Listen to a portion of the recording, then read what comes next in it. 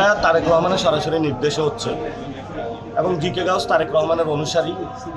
এই গ্যাংয়ের মধ্যে ধরেন এনি ভাই আছে, জিকে গেউস আছে, এদের একটা গ্যাং আছে যারা হলো চাঁদাবাজি, দুর্নীতি, সন্ত্রাসী, তারা টাকা উঠাবে, তারেক রহমান গুলশান অফিসে জমা দেবে।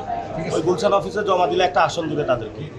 সেটাই আমরা এটা ধিক্কার জানাচ্ছি তারেক রহমানের প্রতি, এবং এটা ন্যূনতম উনি রাজনীতির কার্টিসি রাখতেছে না, না রাজনীতি ছেড়ে গ্যাংবাজি করা উচিত।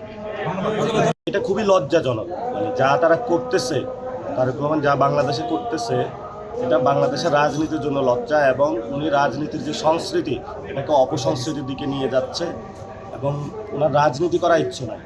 ইতালিতে বড় বড় মাফিয়া যে গ্যাং থাকে না, তো তাহলে তো উনি বলে দেখ যে আমি আজকে থেকে গ্যাংবাজি করবো, আমি রাজনীতি করবো না, ঘোষণা দিয়ে করুক। রাজনীতির নামে গ্যাংবাজি করার কি দরকার? আপনি কি ভয় পাচ্ছেন মামলার পরে?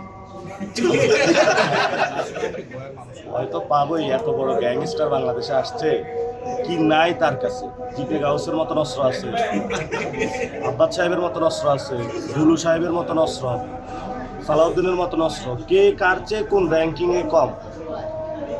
কারো কাছে মাদক, কারো কাছে টেন্ডার, সালাউদ্দিনের সাহেবের ছেলেরা এক জায়গায় বসায়, খসরু ভাই আছে। এগুলো র্যাঙ্কিং করলে ইতালির যে কোনো মাফিয়াকেও হার মানাবে।